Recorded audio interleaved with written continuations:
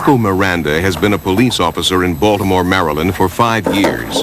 Every day, he deals with a variety of people, problems, and emergencies. Burglary dwelling. We're expected to handle over 100 calls a day for 5 patrol cars, 5 police officers. So we do the best we can with what we have. Pried open the rear door. The public, they dial 911, they expect to see a police officer show up or a firefighter show up or a medic show up. They don't want any excuses. When you dial 911, the clerk or the operator, the first thing the person says is police, fire, ambulance. 26, I'm right around the corner, 10-4. So automatically when a situation arises, whether it be medical or a criminal, we're both dispatched at the same time. What's the medic number? But sometimes the people don't say what's really happening. So they send police first to investigate, and they tell us to advise on the ambo. Have you notified his doctor or anybody? Life-threatening things aren't uncommon in this line of work. When you're out here, your heart's pumping, the siren's going, people are screaming. You could get shot while you're trying to help somebody. The first priority is arriving to any scene safe. The next priority is to assess the situation to see whether or not medical attention is needed. He's just intoxicated. Oh, you got to sit up, partner. And then from there I can judge whether or not my police ability has to come out or the training that I have in my first responder course through the academy should come out before the ambulance gets there. I had a victim when I used to work on the west side of town, had a gunshot wound to his chest, and he was losing a lot of air through his chest, and I found the first piece of plastic I could find. It wasn't exactly sanitary, but it did the job, and medics told me if I hadn't have done it, his lungs would have collapsed. But it's just that kind of training that I got from the academy that helped me in that situation, because I wouldn't have known the first thing to do. I've gone from an individual falling down an elevator shaft, breaking his leg, kids choking on food, busted lips from fighting, gunshot wounds, you name it, it happens.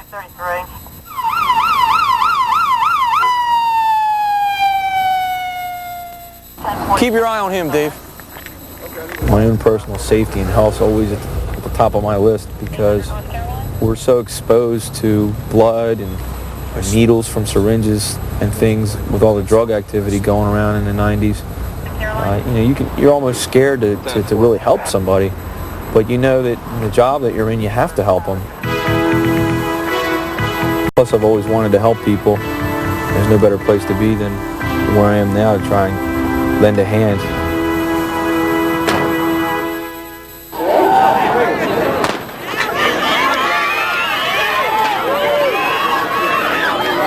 Patricia Billingsley is an athletic trainer at Dunbar High School in Washington, D.C.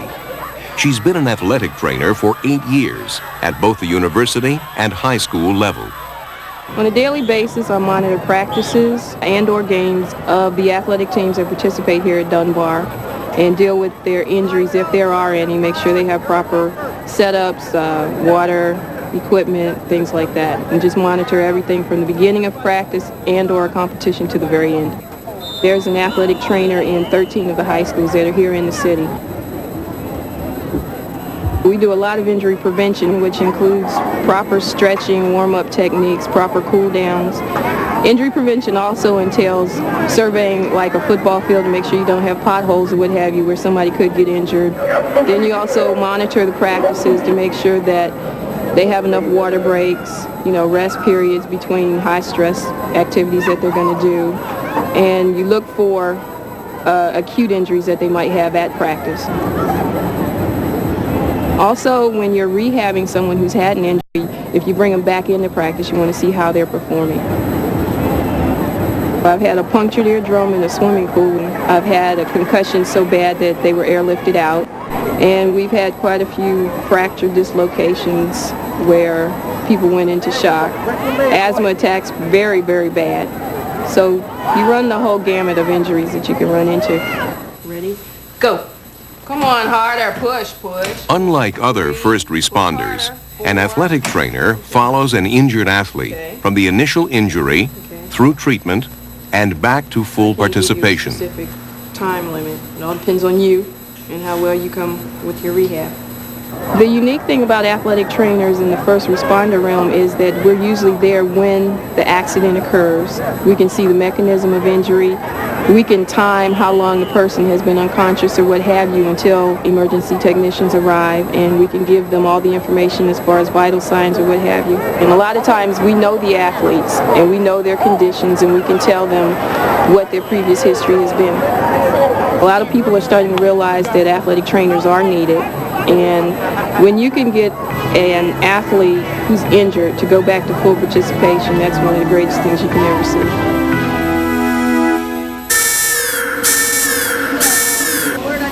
First responders can be found in many different environments.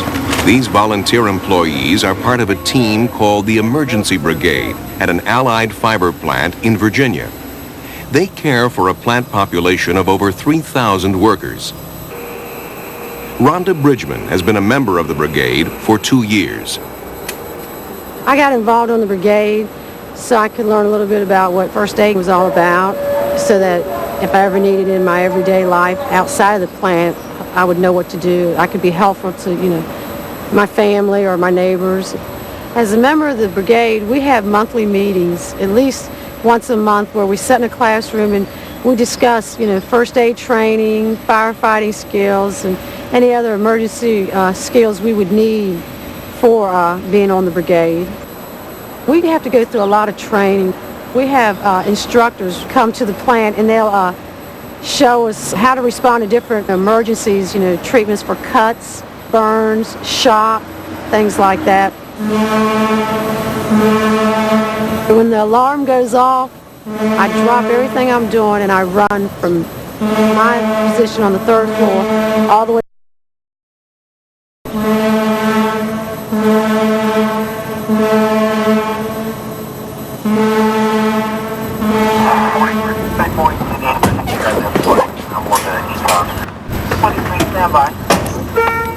And then I get on the back of the truck and our driver will get on the radio and call in, and they'll tell him where we're going and what we've got. Whenever the alarm goes off, I just keep my fingers crossed that it's nothing real major, that no one's hurt real bad. I mean, I feel for that person, as if it was myself. I just don't see anybody get hurt. One of the patients up here, okay? We got a broken arm and some severe laceration to the left arm, okay? What happened now?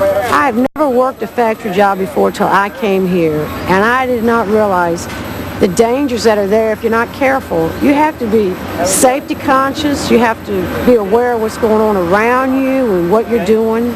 You can't daydream when you do some of these jobs because you're going to get hurt or hurt somebody. Yeah, I need somebody else. Being on the brigade, I feel like if anything was to happen, we're right here at the plant, right here on site, and it's a lot faster for us to get to the incident than to call for, the Chesterfield County Fire Department or an ambulance, even though they respond quick, but we're right here and we can get to it a lot faster.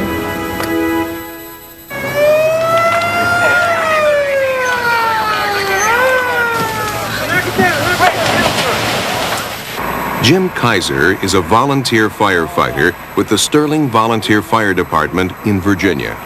He's been a firefighter for 22 years. The idea behind fighting fire that I always heard one instructor tell people was you're there to save property and lives. And if you don't know first responder basic skills, how can you save lives? I mean, it doesn't do you any good to go into a burning building, drag a victim out, get the victim outside, find the victim's not breathing, and then just leave him there. You have to know how to give them artificial respiration and get them started again. You have to know those basic skills to be able to keep people alive or get them back and do your basic job, which is saving lives. That's the first, and then saving property second. If you only learn how to save property, you're really not doing somebody a lot of favors. When you're in the fire department, a lot of your calls are not basically fire calls. They're calls where people have a problem, and lots of times the problem involves injuries. And in the emergency medical system, you'll get there maybe before the ambulance, so you have to know how to deal with the emergency until the rescue squad gets there. So you're worried about basic life support. It's a physically demanding job, so part of being first responder is knowing how to do CPR for your own people. Blood pressure. I've had to help firefighters on the scene with broken fingers and twisted ankles, things like that. I've had to help them with smoke inhalation. Had to help firefighters that got burns and cuts, etc. I mean, 22 years I've seen a lot of guys get hurt. Any smoke or anything? I think all police and fire department and rescue personnel, even if you're not on an ambulance, if you're just squad oriented, you still should have basic first responder skills. I think anybody, any lifeguard should have first responder skills. I mean, it's not just good for the general public, but it's good for yourself and your own personal family. The more people you have that are trained in basic skills, the much more flexibility you have with dealing with the scene. It gives you more hands to deal with the patient.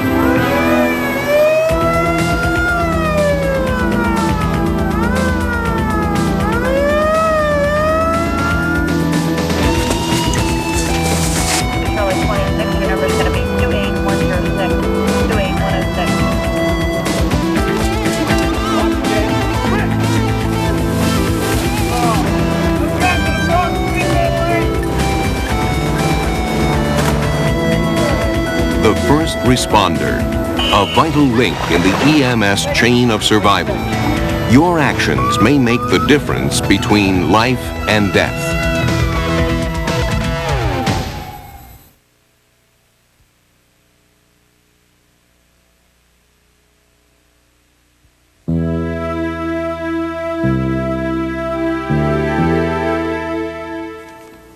To protect yourself and others from disease transmission from gloves soiled with bodily fluids, remove gloves using this method. Partially remove the first glove.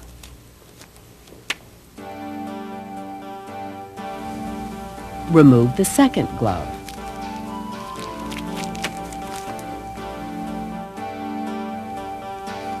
Finish removing both gloves.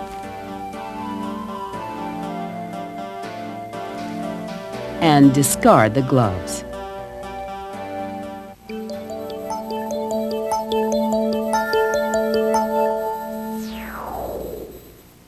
Whenever removing gloves, follow these steps. Begin by partially removing the first glove. Pinch the glove at the wrist, being careful to touch only the glove's outside surface. Pull the glove toward the fingertips without completely removing it. The glove is now inside out. Next, remove the second glove. With your partially gloved hand, pinch the exterior of the second glove at the wrist. Pull the second glove toward the fingertips until it is inside out. Then, remove it completely. Next, finish removing both gloves. Grasp both gloves with your free hand, being careful to touch only the clean interior surface of the gloves. Finally, discard the gloves. Place them in an appropriate container and wash your hands thoroughly.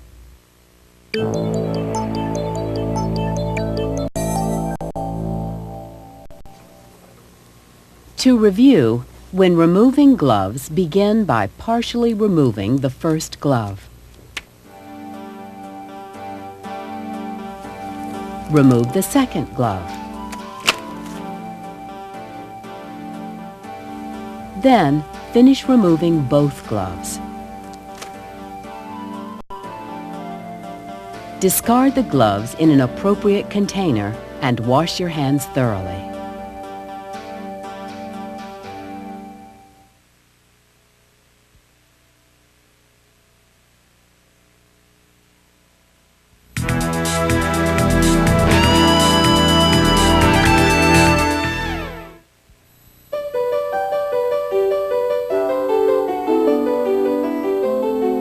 The human body is not only a work of art, it's a work of precision.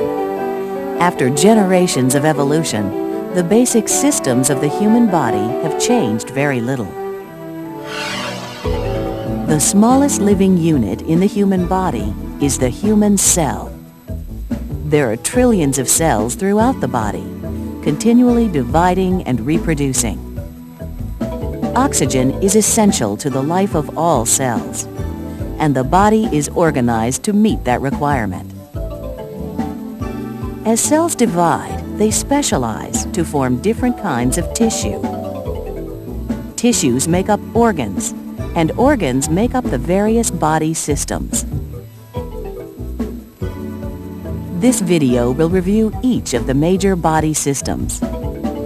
Understanding how body systems function normally will help you see more clearly what is happening when body systems fail from sudden illness or injury.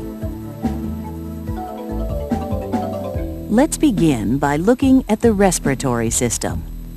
The respiratory system provides the body with oxygen, which all cells need to survive.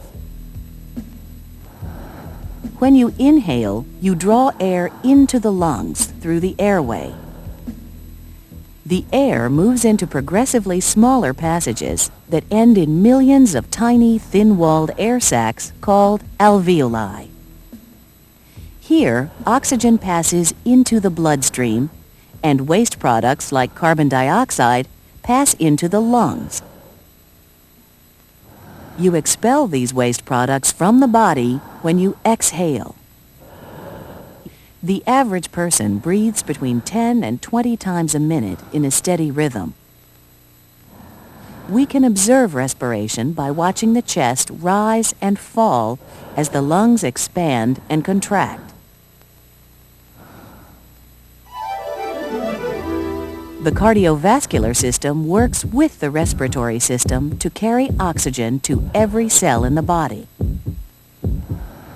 The heart is the central organ of the cardiovascular system. It moves blood throughout the body through a huge network of blood vessels.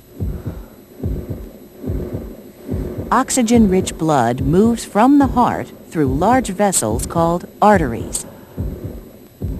Cells remove the oxygen through tiny, thin-walled blood vessels called capillaries.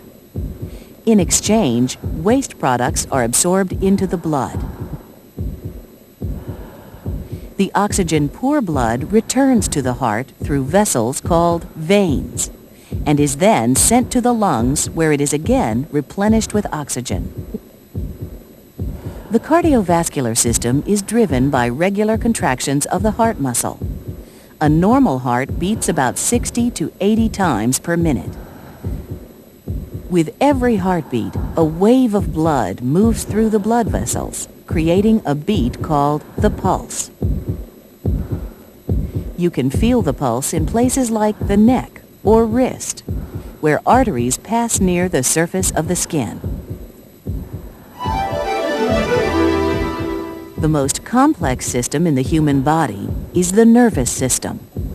The nervous system includes the brain, the spinal cord, and a vast network of nerves.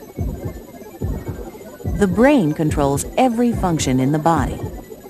The three primary functions are sensory, motor, and the integrated functions of memory, emotions, and use of language. The brain sends electrical impulses to the body through the spinal cord and the nerves that branch from it. In sensory control, impulses travel from the nerves to the brain to register sensation. In motor control, impulses move from the brain out through the nerves to direct the body to move. The most basic indication of a properly functioning nervous system is consciousness. The degree of consciousness can vary from unconscious to very alert. But at all times, our awareness of the world and control of our bodies depends on the performance of our nervous system. The musculoskeletal system is made up of the muscular and skeletal systems. Together, they support the body, protect internal organs, and allow movement. The skeletal system includes bones and ligaments. Bones are hard, dense tissue that form the framework of the body, the skeleton. Where bones come together, joints are formed. Joints are held together by fibrous bands that stretch, called ligaments. Bones vary in size and shape depending on their function. Some bones, like the skull, the rib cage, the spinal column, protect the organs inside them. The muscular system consists of muscles and tendons. Muscles are made of special tissue that can lengthen and shorten to produce movement. Most muscles attach to the bones by tough bands called tendons. Bones and muscles work together to make the body move. Whether muscles are voluntary, as in motor control, or involuntary, as in breathing, they are all controlled by the brain. Muscles also protect structures such as bones, nerves, and blood vessels. The integumentary system includes the skin, hair, and nails. The skin forms a continuous protective envelope that covers the entire body. The skin, made of tough, elastic fibers, keeps fluids inside our body and keeps germs out. When the skin is broken, germs, which can cause infection, can enter the body. The skin also helps maintain body temperature. Perspiration is released through openings in the skin called pores. When it evaporates, it cools the body. Also, blood vessels near the skin's surface can dilate and constrict to release and retain heat. These changes affect both the temperature and the coloring of the skin. Finally, the nerves in the skin are very sensitive to the sensations of touch, temperature, and pain, which make the skin a vital part of the body's internal communication network.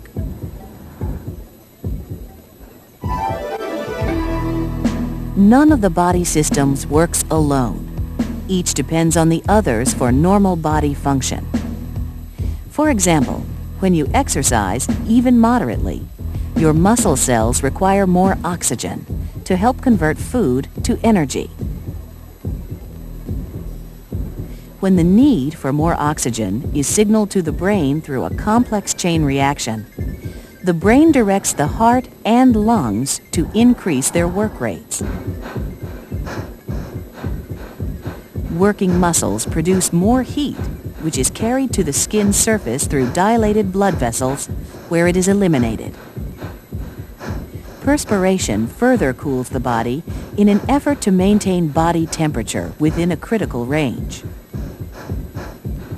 This chain of events is a series of natural, coordinated responses that will occur when body systems are functioning normally. But what happens when the body does not function normally? What if someone is injured or becomes seriously ill? Let's look at several possibilities. If, for some reason, the lungs stop working, oxygen will not reach the cells. Without oxygen, cells will die, beginning with the organs that are most vital to life. The heart will first beat erratically and eventually stop. The activity of the brain will progressively shut down. The other body systems will fail. Unless something is done to stop this spiraling progression, the inevitable result is death.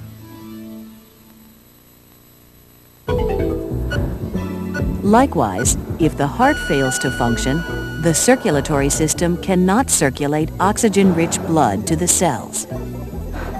The lungs will fail to function, and breathing will stop. Other vital organs will also stop functioning.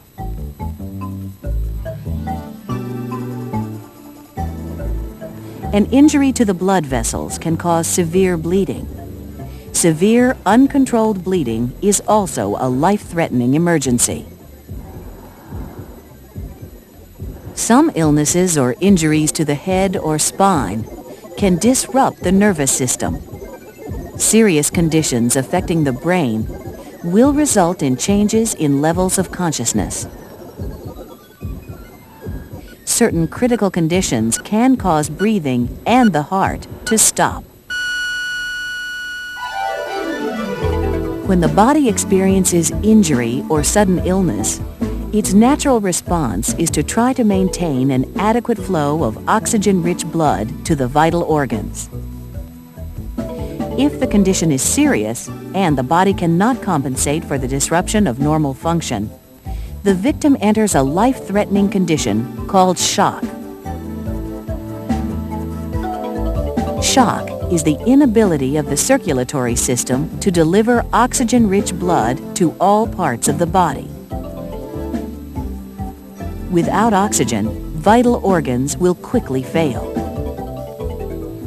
Once the progression of shock occurs, the only hope for survival is advanced medical help.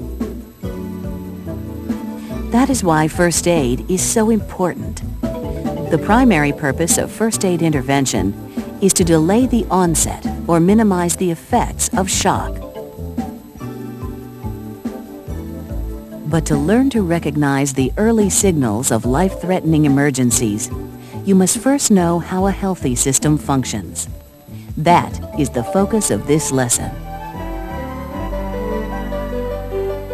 The more you understand the proper role of each body system, the better prepared you will be to recognize emergency signals and administer life-saving first aid.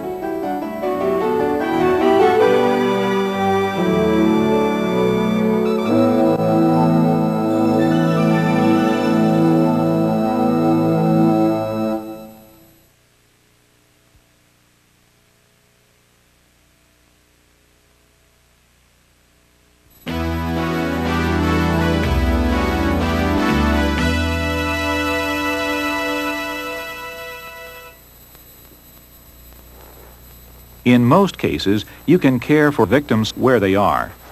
But in some situations, you may need to move a victim before you can give care.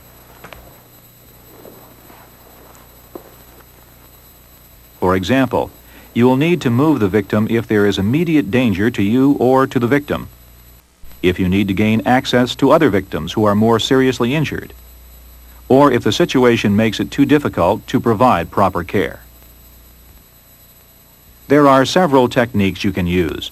They fall into three categories: assists, carries, and drags.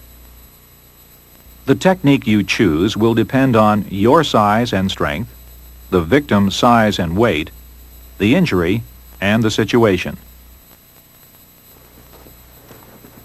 Each technique has two basic steps: support the victim and move the victim.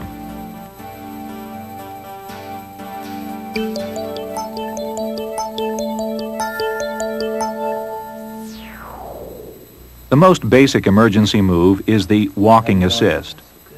First, support the victim. Place the victim's arm across your shoulder and hold it. Place your other hand around the victim's waist. Then, move the victim, supporting the victim's weight while you walk. A second rescuer can assist by supporting the victim in the same way from the other side. The firefighter's carry is also used for moving a victim to safety. To support the victim, get into position to hoist her across your shoulders. With one arm, hold the victim's thighs. Use your free hand to grasp one of her arms. Next, move the victim. Keeping your back as straight as possible, stand up.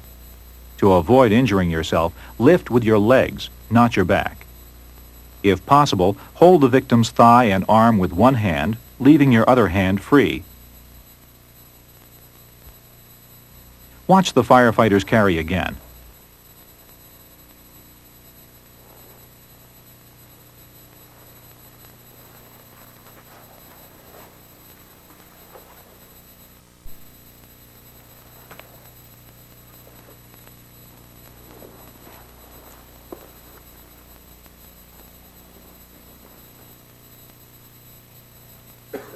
The pack strap carry is another method for moving a victim to safety.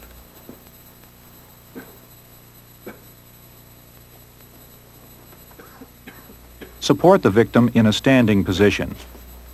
Position yourself with your back to the victim, knees bent, so that your shoulders fit into the victim's armpits. Cross the victim's arms in front of you and grasp his wrists. Lean forward and pull him up onto your back. Stand up, lifting with your legs, and move the victim.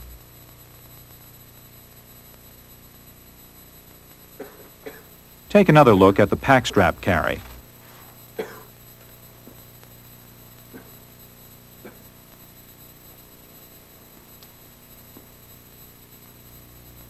The two-person seat carry can be used when two rescuers are available.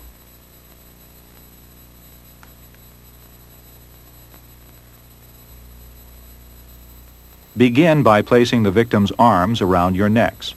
Each of you places one arm across the victim's back and the other arm under the victim's thighs, securely interlocking forearms. Support the victim and together lift and move the victim. Watch the two-person seat carry again.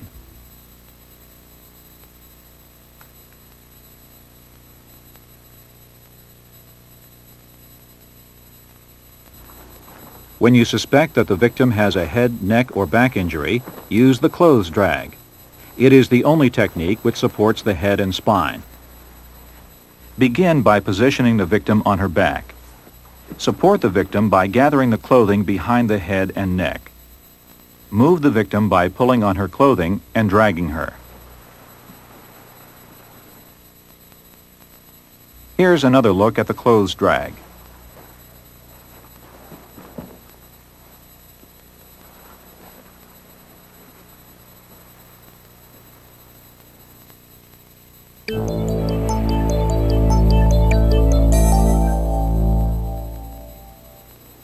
To review, if you need to move a victim out of a dangerous situation, choose a technique based on your size and strength, the victim's size and weight, the type of injury, and the situation. Remember to support the victim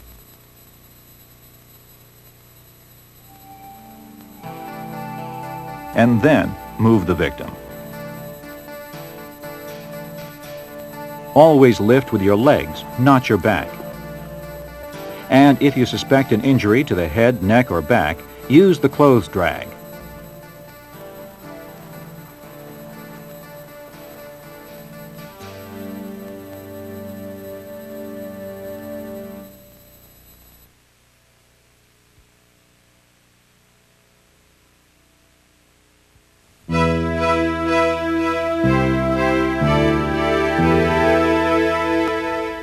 In every emergency situation, perform an initial assessment to check for conditions that are an immediate threat to a victim's life. To perform an initial assessment, form a general impression. Are you okay? Can you hear me? Check level of consciousness. If the victim does not respond, check for breathing. Check for a pulse. Check for severe bleeding.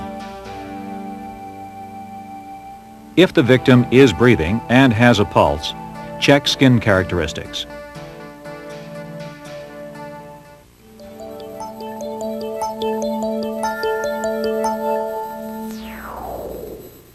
As you begin your initial assessment, you will form a general impression of the victim's condition. Your general impression will be based on the immediate assessment of the environment and the victim. Look for signs and symptoms that could indicate serious or life-threatening conditions. Determine the victim's chief complaint or problem. Determine if the victim is injured or ill, and determine the victim's gender and approximate age. Hi, my name's Julie. I'm with the rescue squad. Continue the assessment by checking a victim's level of consciousness.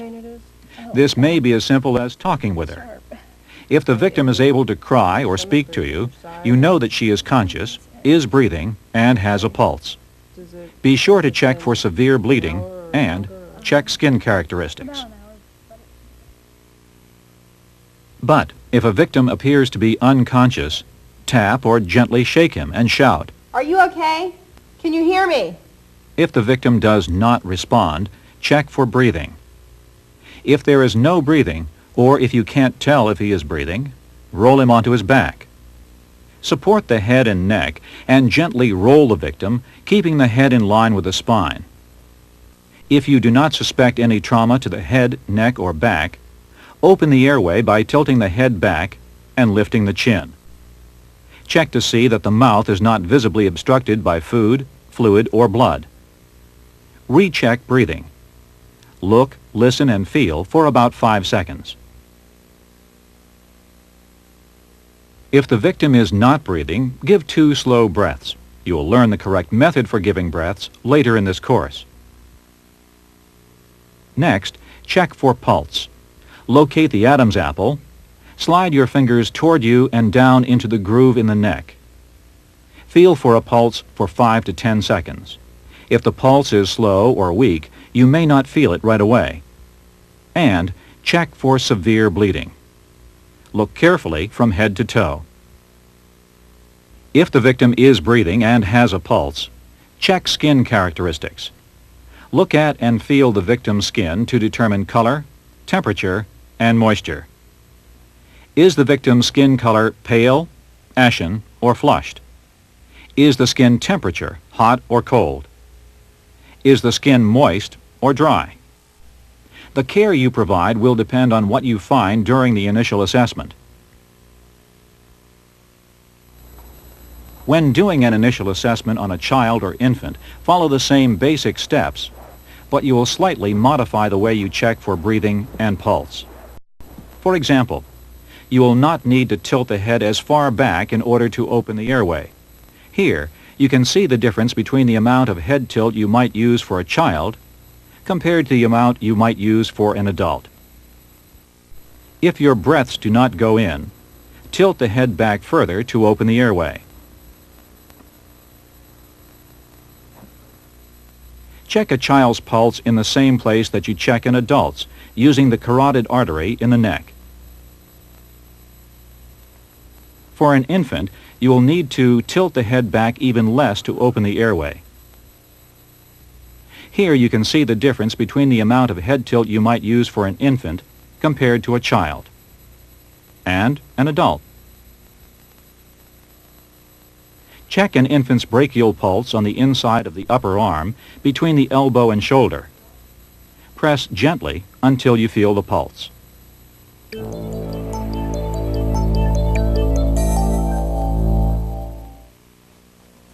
In review, to perform an initial assessment, follow these steps. Form a general impression. Are you okay? Can you hear me? Check the level of consciousness. Check for breathing. If you can't tell, roll the victim toward you, open the airway, and check breathing again. Check for a pulse. Check for severe bleeding. If the victim is breathing and has a pulse, check skin characteristics. If a victim is able to talk to you, she is conscious, breathing, and has a pulse.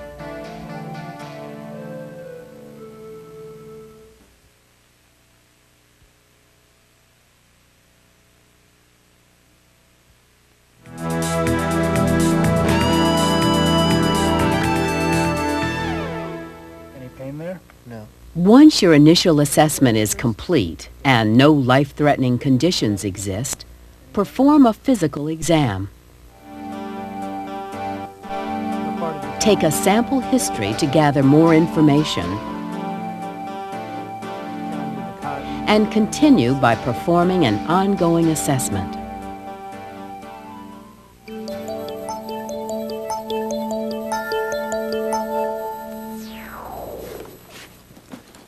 Curtis Olson. I'm with the fire department. Can I help you? Sure. If you find no life-threatening conditions during your initial assessment, conduct a physical exam.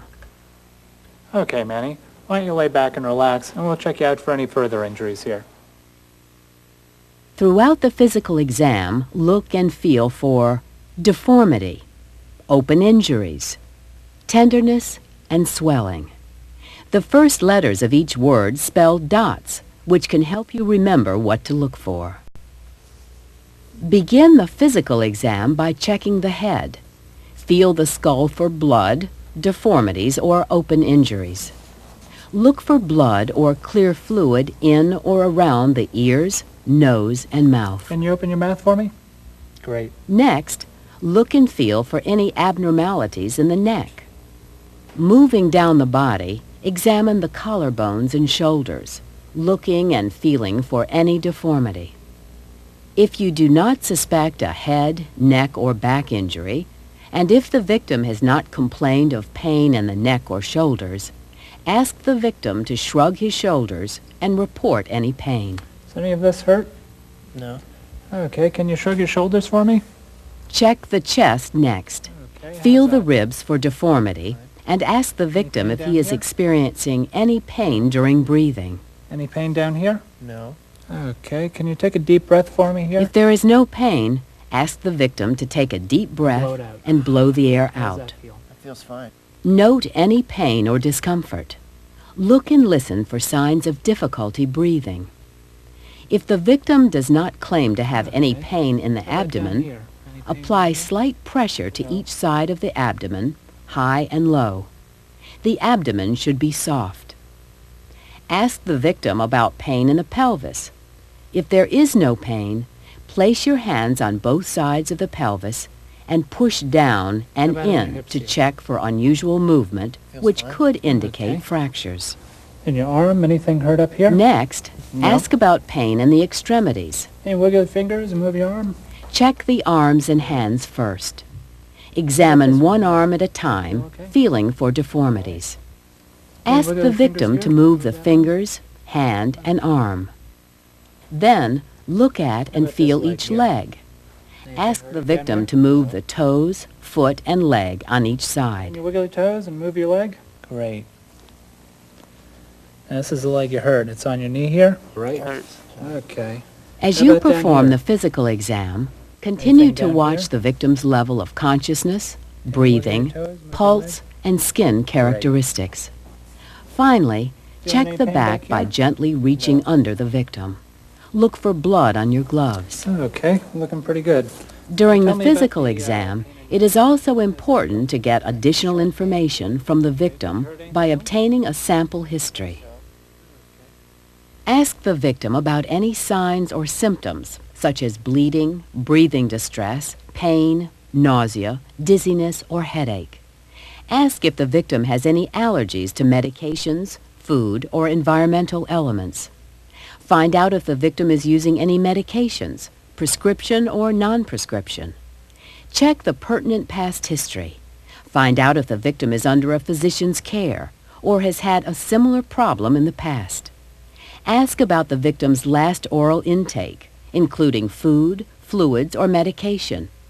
And have the victim tell you about events leading up to the incident. Find out what the victim was doing before and at the time of the incident. What was the last thing you had to eat today? As you become more comfortable with these skills, you'll be able to take a sample history while you conduct the physical exam. Be sure to write down information you obtain so you can accurately pass it on to more advanced medical personnel.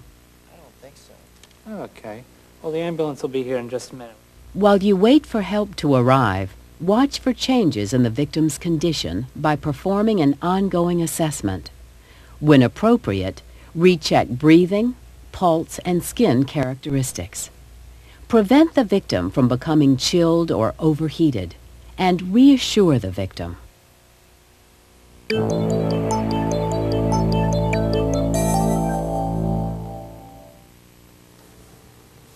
Any pain there? No.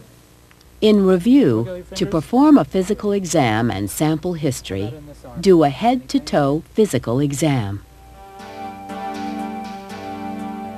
part did you fall? Ask questions to obtain a sample history. And continue by performing an ongoing assessment.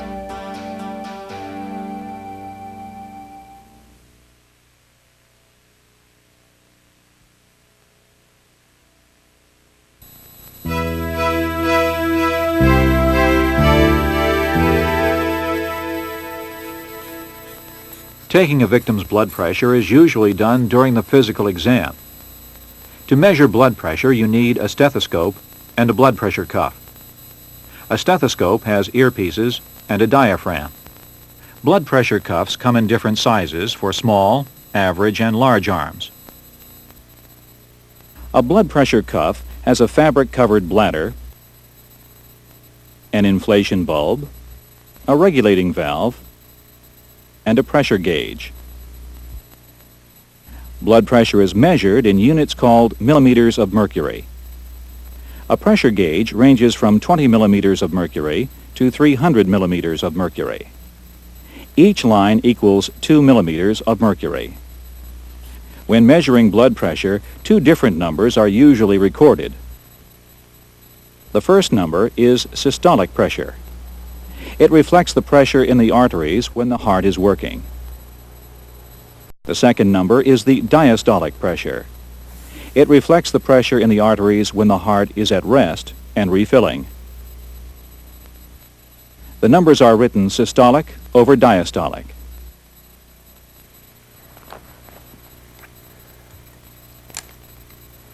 Two methods are used together to measure blood pressure: palpation and auscultation. Palpation means to feel, and auscultation means to hear. The palpation method is less accurate than the auscultation method. To measure blood pressure by palpation, follow these steps. Position the cuff. Locate the radial pulse. Inflate the cuff 20 millimeters of mercury beyond the point where the pulse is no longer felt. Deflate the cuff slowly until the pulse returns. This is the approximate systolic pressure.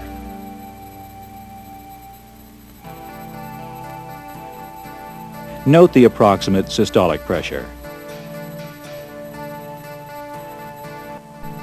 Next, leave the cuff in place and measure blood pressure by auscultation using the stethoscope. Locate the brachial pulse. Position the stethoscope. Inflate the cuff beyond the approximate systolic pressure. Deflate the cuff slowly until the pulse is heard.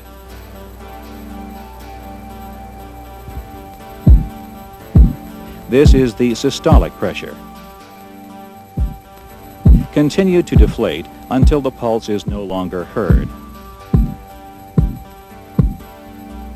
This is the diastolic pressure. Finally, record the systolic and diastolic pressures.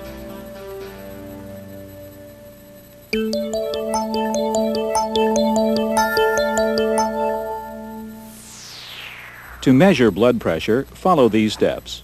Begin with palpation. First, position the cuff. Place the cuff 1 inch above the crease in the elbow, centering the cuff over the brachial artery. Then, locate the radial pulse. Feel for the pulse on the thumb side of the wrist. Next, close the regulating valve and squeeze the inflation bulb. Inflate the cuff to 20 millimeters of mercury beyond the point where the pulse is no longer felt. Then, deflate the cuff until the pulse returns. Open the regulating valve slowly so that the needle drops at about 2 millimeters of mercury per second. Note the number when the pulse returns. This is the approximate systolic pressure. Quickly deflate the cuff completely. Once you know the approximate systolic pressure, begin auscultation. First, locate the brachial pulse. Feel for the pulse at the crease in the victim's inner elbow. Position the stethoscope by placing the diaphragm over the brachial pulse. Then, inflate the cuff 20 millimeters of mercury beyond the approximate systolic pressure. Next, open the regulating valve and deflate the cuff slowly until the pulse is heard.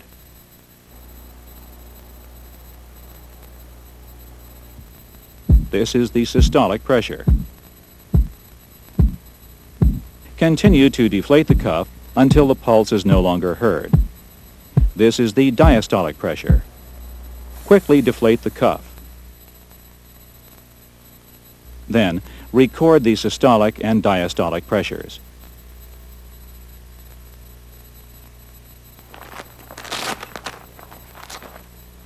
Ideally, it is best to get both systolic and diastolic blood pressure measurements. But if you don't have a stethoscope or noise makes it hard for you to auscultate, palpation alone can be used to estimate the victim's systolic blood pressure. This will give you at least some information about the victim's blood pressure. When you record this number, it is written with the approximate systolic pressure over the letter P for palpation.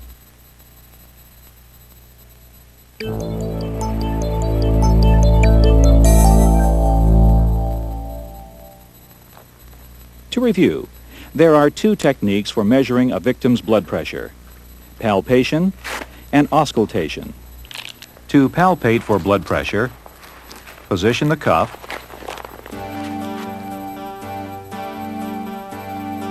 locate the radial pulse, inflate the cuff 20 millimeters of mercury beyond where the pulse is no longer felt, deflate the cuff until the pulse returns, and note the approximate systolic pressure.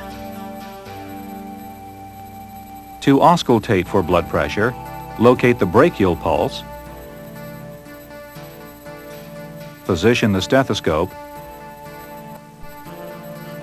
inflate the cuff 20 millimeters of mercury beyond the approximate systolic pressure, deflate the cuff until the pulse is heard. Continue to deflate the cuff until the pulse is no longer heard. Finally, record the systolic and diastolic pressures.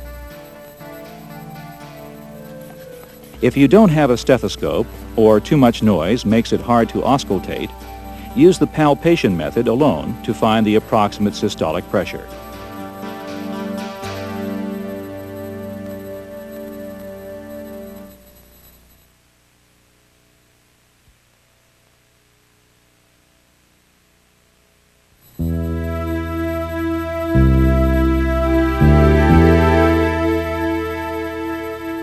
The following exercise is designed to help you learn to recognize the sounds you will hear when taking blood pressure by auscultation.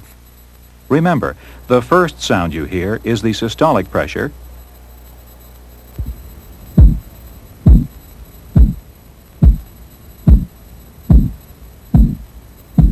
and the last sound you hear is the diastolic pressure.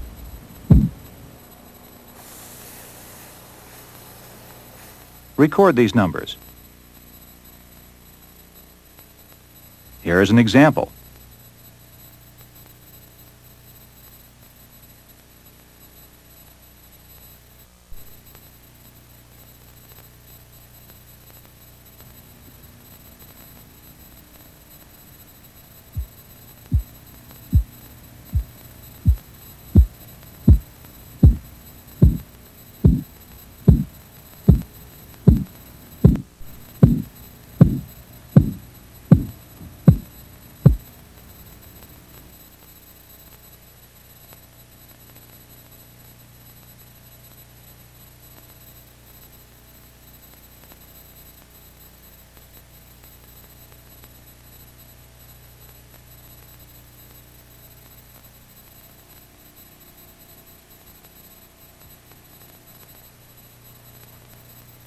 Before you practice on a partner, watch and listen to the next 4 samples and record your own systolic and diastolic measurements.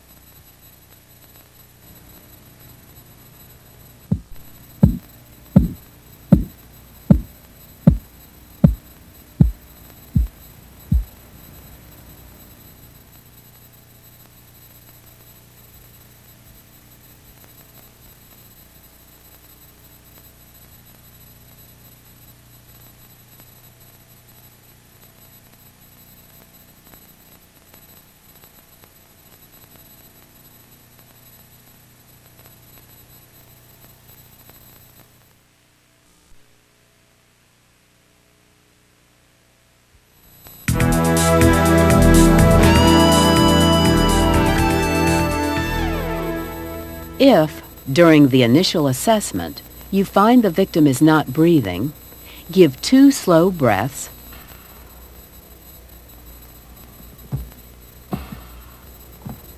check for a pulse,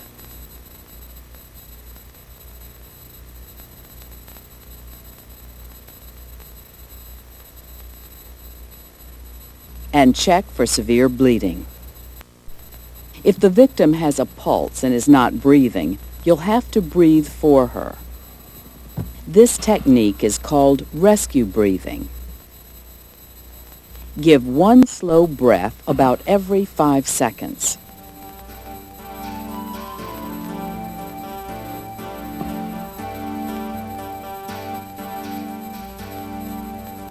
Recheck pulse and breathing about every minute.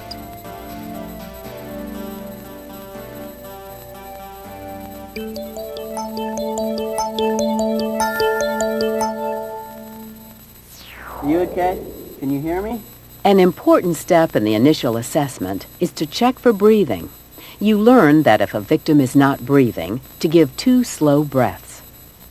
Keep the victim's head tilted back and pinch the nose shut. Seal your lips around the mouth and breathe into the victim. Each breath should last about 1.5 seconds. Pause between breaths only long enough to let air escape. Next, check for a pulse. Feel for the pulse for 5 to 10 seconds. And check for severe bleeding. If the victim is not breathing and has a pulse, begin rescue breathing. Give 1 slow breath about every 5 seconds. Continue giving breaths for about 1 minute. Watch the chest to see that your breaths are going in.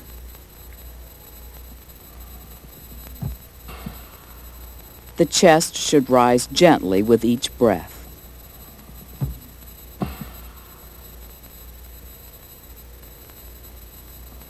Avoid breathing in too hard or too long so that the air goes into the lungs and not into the stomach.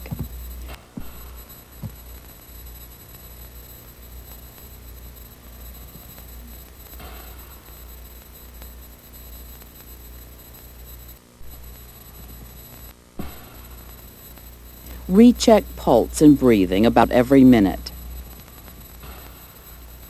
Feel for the pulse for about 5 seconds. Look, listen, and feel for breathing. If the person has a pulse but is still not breathing, continue rescue breathing. 1 slow breath about every 5 seconds.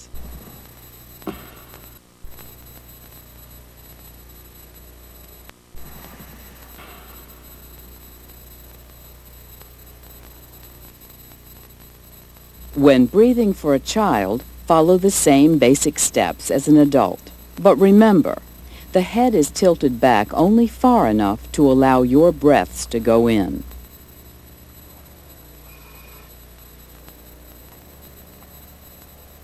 Breathe for a child at a slightly faster rate than you would for an adult. Give 1 slow breath about every 3 seconds.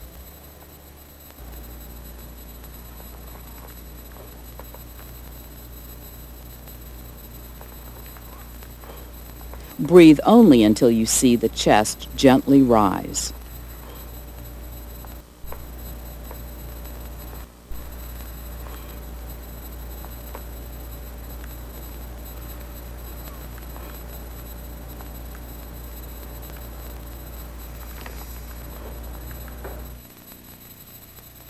For an infant, the head is tilted back only slightly.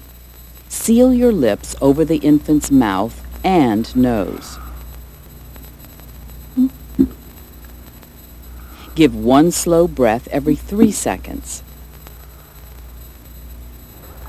Breathe only until you see the chest rise.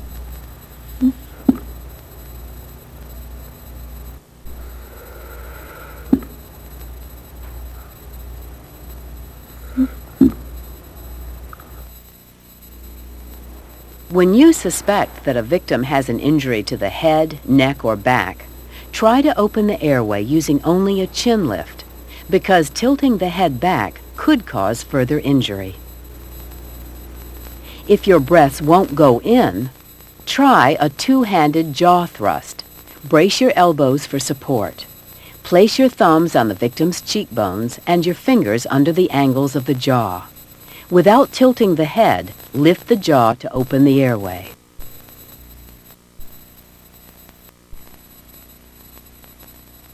Now watch the jaw thrust again. Use your cheek to seal the nose while giving breaths. If you still can't get air in, tilt the head back only far enough to allow your breaths to go in.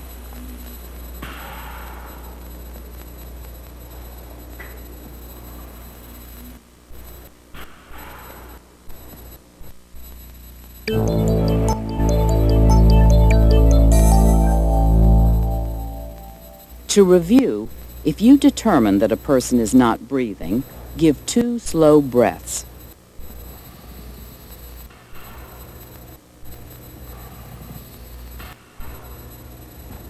Check for a pulse.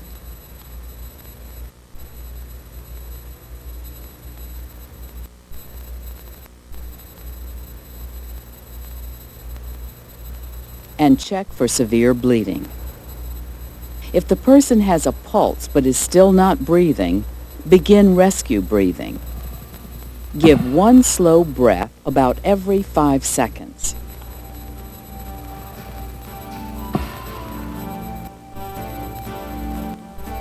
Recheck pulse and breathing about every minute.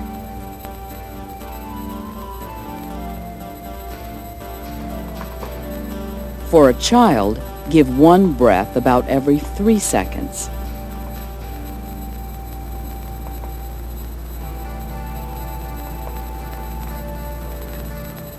For an infant, seal your lips over the mouth and nose. Give 1 breath about every 3 seconds.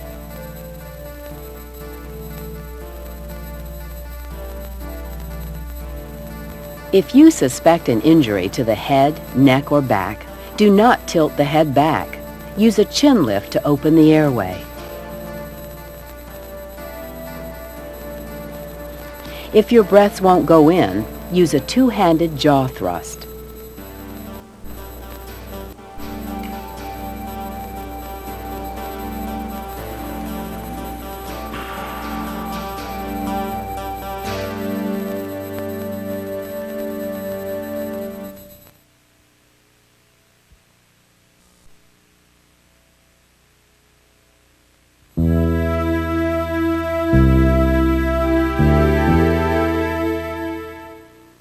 As a first responder, you should always use a barrier between yourself and the victim when giving rescue breaths.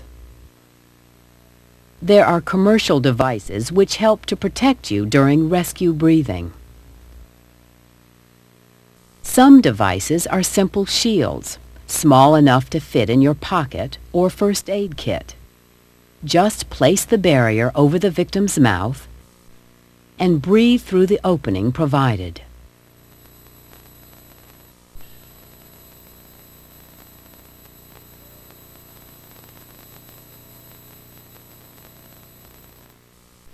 Some shields have mouthpieces. This one fits into the victim's mouth. Seal your mouth over the opening and breathe for the victim.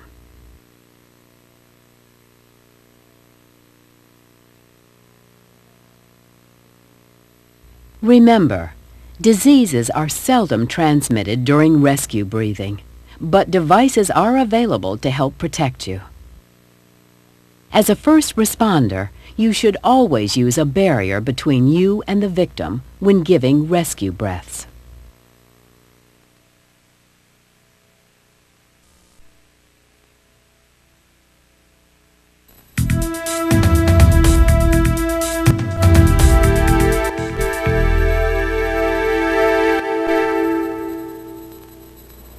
Annie, can you hear me?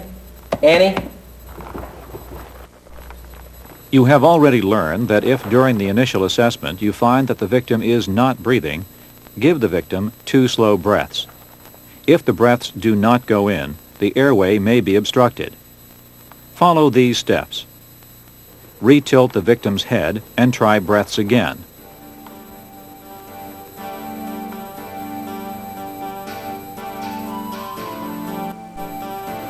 If breaths still do not go in, give up to 5 abdominal thrusts.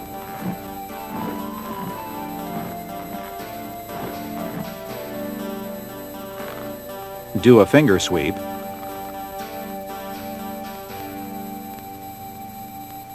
Open the airway and give 2 breaths.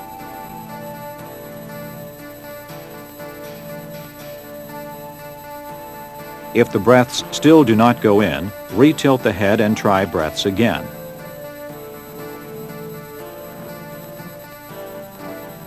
If these breaths do not go in, repeat the steps.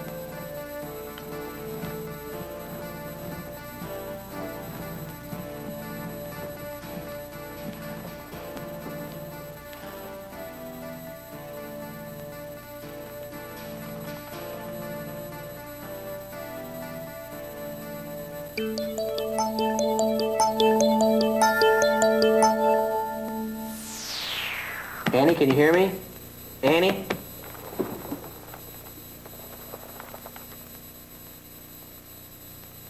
If you find an unconscious victim who is not breathing and your first 2 breaths do not go in, retilt the victim's head and try breaths again.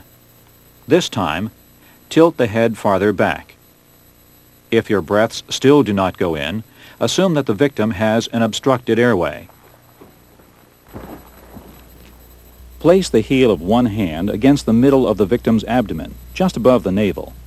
Place your other hand directly on top of the first and give up to 5 abdominal thrusts. Press into the abdomen with quick upward thrusts. Move to the head and do a finger sweep. To do a finger sweep, grasp both the tongue and lower jaw between your thumb and fingers and lift the jaw. Slide your index finger down the inside of the cheek to the base of the tongue. Use a hooking motion to sweep the object out. After the finger sweep, open the airway and give 2 slow breaths. Each breath should last about 1.5 seconds. Watch the victim's chest to see if your breaths are going in. If your breaths still do not go in, retilt the head and try breaths again. If these breaths do not go in, repeat the steps.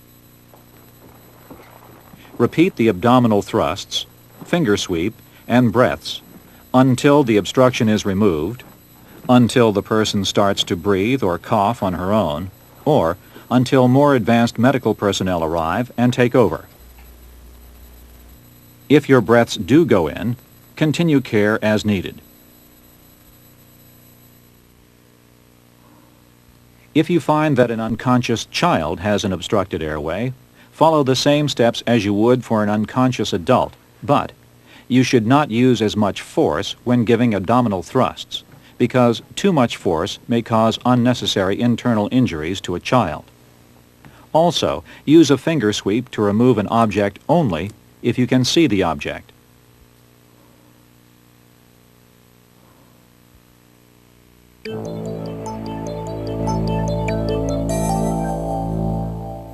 To review, when your initial assessment reveals that a victim is not breathing and your first 2 breaths do not go in, assume that the airway is obstructed.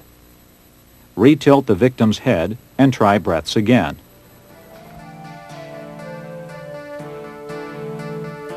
If breaths still do not go in, give up to 5 abdominal thrusts.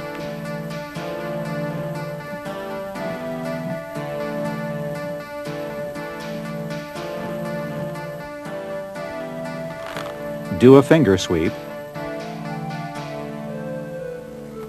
Open the airway and give 2 slow breaths.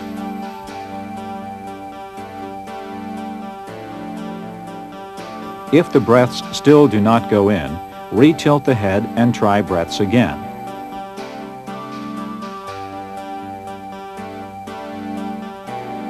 If these breaths do not go in, repeat the steps. Continue the sequence, thrusts, finger sweep, and breaths, until the obstruction is removed, until the victim begins to breathe or cough, or until more advanced medical personnel arrive and take over. If your breaths do go in, continue care as needed.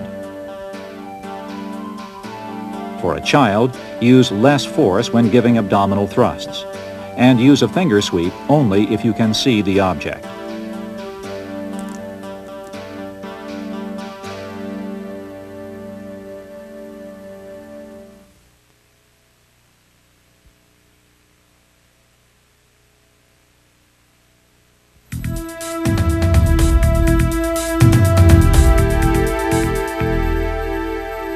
When a conscious person can't speak, cough, or breathe, the airway may be obstructed. Follow these steps. Determine whether the person is choking. Are you okay? Are you choking?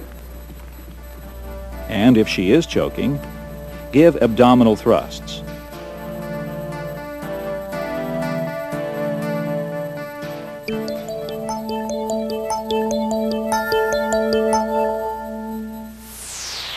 If you suspect that a conscious person has an obstructed airway, determine whether the victim is choking. Are you choking? Stand behind the victim, wrap your arms around her waist, and find the navel. Make a fist with your other hand and place the thumb side of the fist against the middle of the victim's abdomen, just above the navel. Grasp the fist with your other hand and give abdominal thrusts to clear the obstruction. Press into the victim's abdomen with quick upward thrusts. Each thrust should be a separate attempt to dislodge the object. Repeat the abdominal thrusts until the object is coughed up, the victim starts to breathe or cough forcefully on her own, or until more advanced medical personnel arrive and take over. If the victim loses consciousness, gently lower her to the ground and use the technique you learned for an unconscious victim.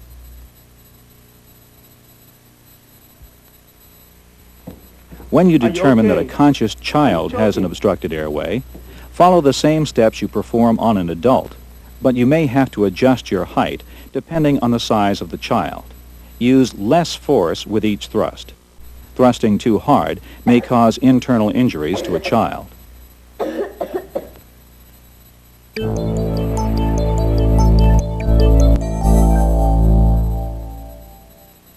To review, if you suspect that a conscious adult or child has an obstructed airway, first, determine whether the victim is choking. Are you choking? If she is choking, give abdominal thrusts until the object is dislodged, or the victim can breathe or cough forcefully.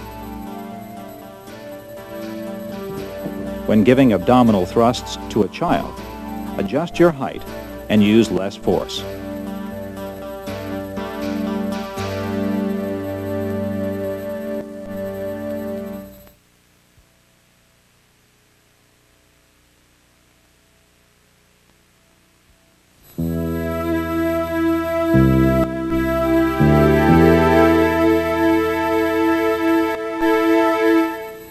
Baby?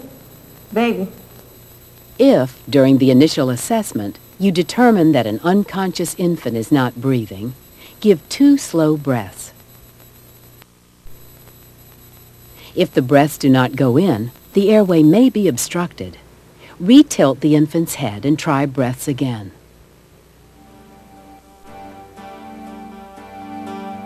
If the breaths still do not go in, give 5 back blows.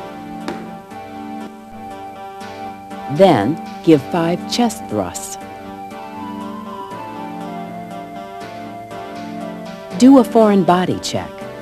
If you see the object, sweep it out. Open the airway and give 2 slow breaths.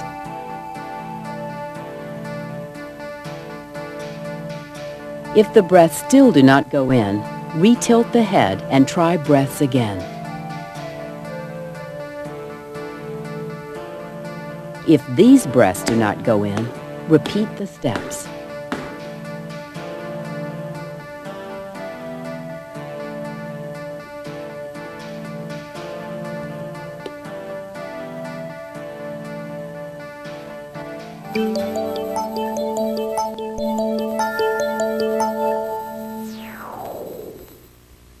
During the initial assessment, if your first 2 breaths do not go in, retilt the infant's head and try breaths again.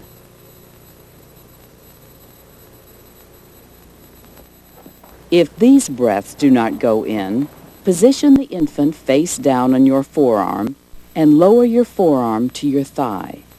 The infant's head should be lower than the chest. Using the heel of your hand, give 5 back blows between the infant's shoulder blades. Then, using both arms to securely hold the infant, turn her face up onto the opposite forearm. Lower your arm onto your thigh and locate the correct position for chest thrusts. Imagine a line running across the infant's chest between the nipples. Place your ring finger on the sternum just under this line. Place your next 2 fingers on the chest and raise the ring finger. Give 5 chest thrusts. Compress the sternum about 1 inch. Next, do a foreign body check. Grasp the infant's tongue and lower jaw and lift the jaw. If you don't see the object, open the airway and give 2 slow breaths. If the breaths still don't go in, retilt the head and try breaths again. If these breaths do not go in, continue with back blows and chest thrusts. Each back blow and each thrust should be a separate attempt to dislodge the object from the airway. If, during a foreign body check, you see the object, slide your little finger down the inside of the cheek to the base of the tongue. Use a hooking motion to try to sweep the object out.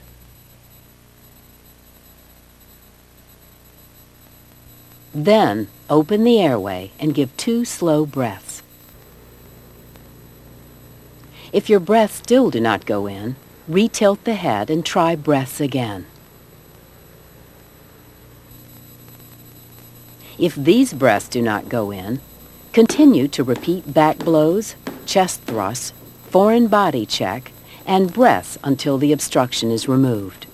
Until the infant starts to breathe, cry, or cough on his own, or until more advanced medical personnel arrive and take over.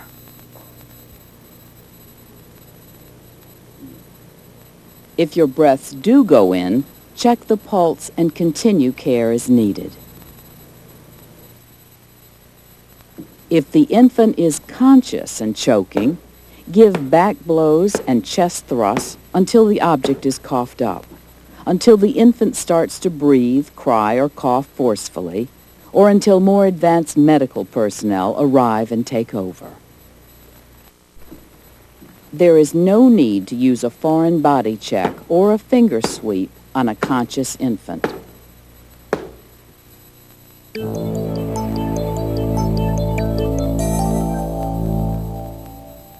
Baby? Baby? To review, when you determine that an unconscious infant is not breathing and your first 2 breaths don't go in, assume that the airway is obstructed. Retilt the infant's head and try breaths again.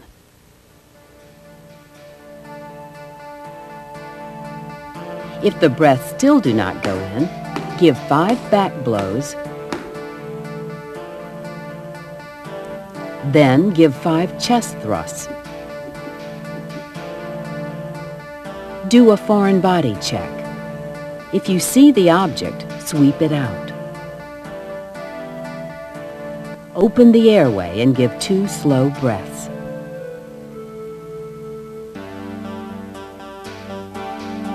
If the breaths still do not go in, retilt the head and try breaths again. If these breaths do not go in, repeat the steps. Continue back blows, chest thrusts, foreign body check, and breaths until the obstruction is removed. Until the infant can breathe, cry, or cough forcefully on her own, or until more advanced medical personnel arrive and take over.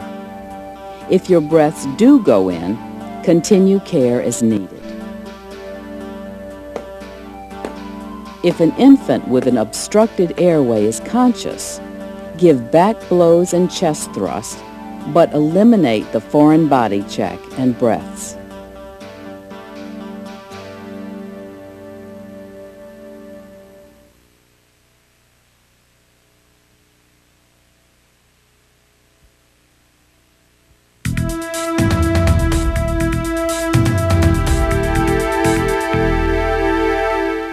A suction device can help you clear foreign matter, such as saliva, vomit, and blood, from a victim's mouth.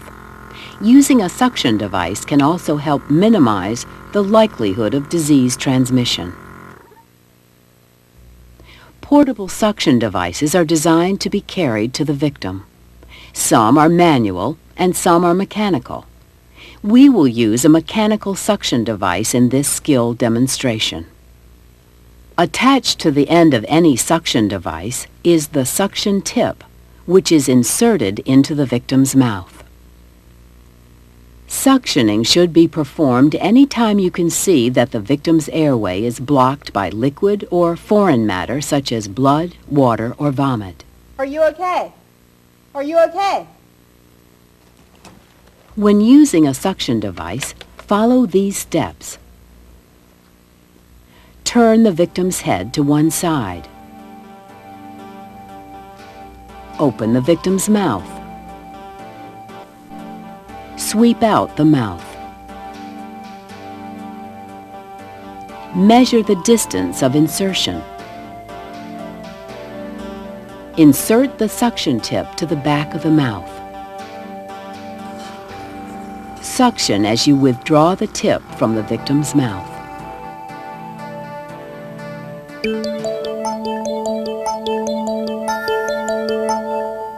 Are you okay? To clear a victim's airway of foreign matter with a suction device, begin by turning the victim's head toward you. If you suspect an injury to the head, neck, or back, roll the victim onto one side without twisting the neck and body. Open the victim's mouth. Use your finger to sweep large debris out of the mouth. Use a suction tip to measure the distance from the victim's earlobe to the corner of the mouth. Grasp the appropriate spot to prevent you from inserting the device too far into the victim's mouth. Turn on the suction device and check to see that the unit is operating properly. Insert the suction tip into the back of the mouth. Using a slow circular motion, apply suction only while you are withdrawing the suction tip from the mouth. Suction for no more than 15 seconds at a time until the mouth is clear of debris.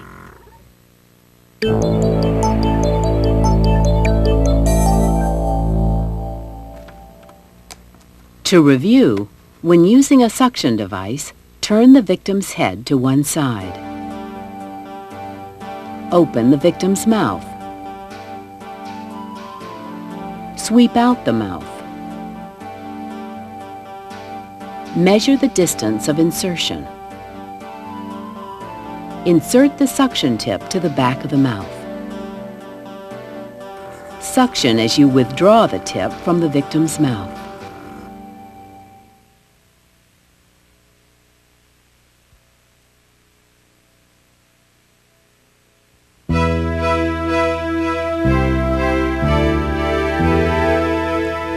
Airways are designed to keep a victim's airway open by preventing the tongue from relaxing into the throat and obstructing the airway.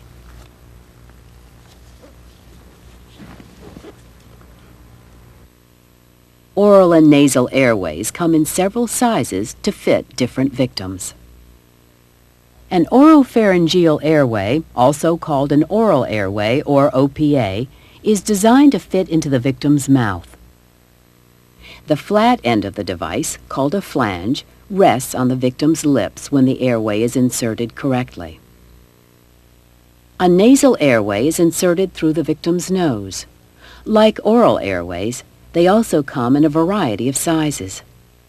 The tip of a nasal airway is cut at an angle called a bevel, and some designs are adjustable. Sir, you all right? You all right? Sir? To insert an oral airway, follow these steps. Select the proper size. Open the mouth. Insert the airway and ensure correct placement.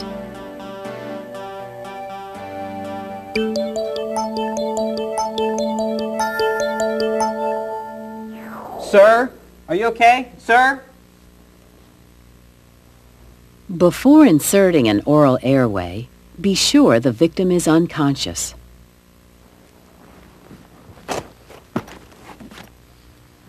Then, select the proper size. The airway should extend from the victim's earlobe to the corner of the mouth. Open the victim's mouth using the cross-finger technique.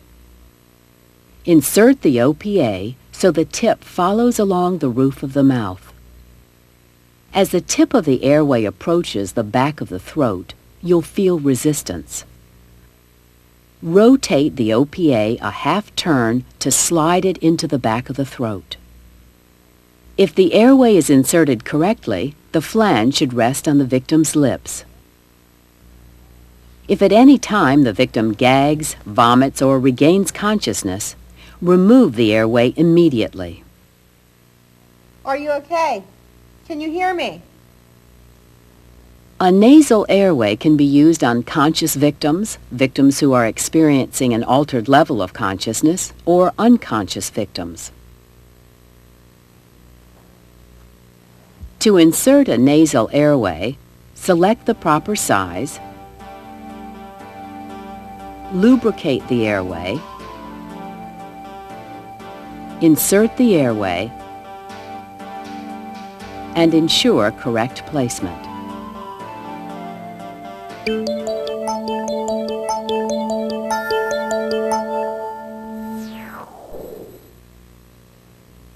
To insert a nasopharyngeal airway, begin by selecting the proper size. The airway should extend from the victim's earlobe to the tip of the nose. The diameter of the airway should not be larger than the nostril. Always lubricate the NPA with a water-soluble lubricant before insertion. With the bevel facing the septum, or center of the nose, insert the airway into the right nostril.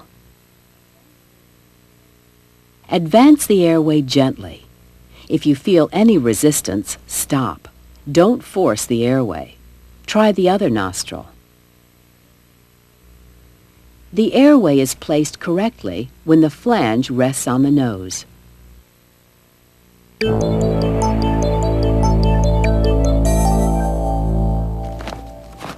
In review, to insert an oral airway, select the proper size, open the mouth, insert the airway, rotating a half turn at the back of the throat, and ensure correct placement. To insert a nasal airway, select the proper size and lubricate the airway. With the bevel toward the septum, insert the airway and ensure correct placement.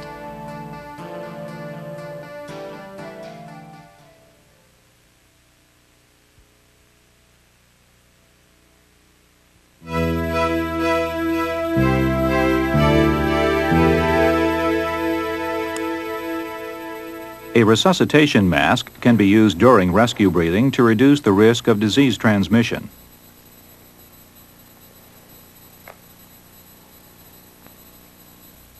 Although resuscitation masks vary in size and shape, all have common features. A pliable rim, which helps provide a good seal around the victim's nose and mouth, a clear dome, and a one-way valve. Some masks have inlets for attaching supplemental oxygen. Some come in different sizes to fit adults, children, and infants. To use a resuscitation mask, follow these steps. Assemble the mask.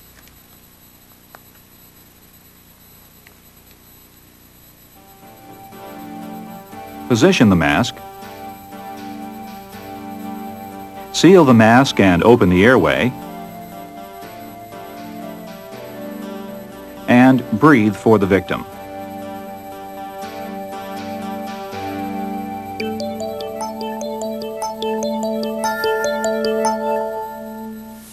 To begin, assemble the mask. Attach the one-way valve. Kneel behind the victim's head and position the mask. Place the rim between the lower lip and chin and lower the mask until it covers the mouth and nose. To seal the mask and open the airway, place your thumbs on each side of the mask. Slide your fingers into position behind the angles of the jaw. Apply downward pressure with your thumbs. Lift the jaw and tilt the head back to open.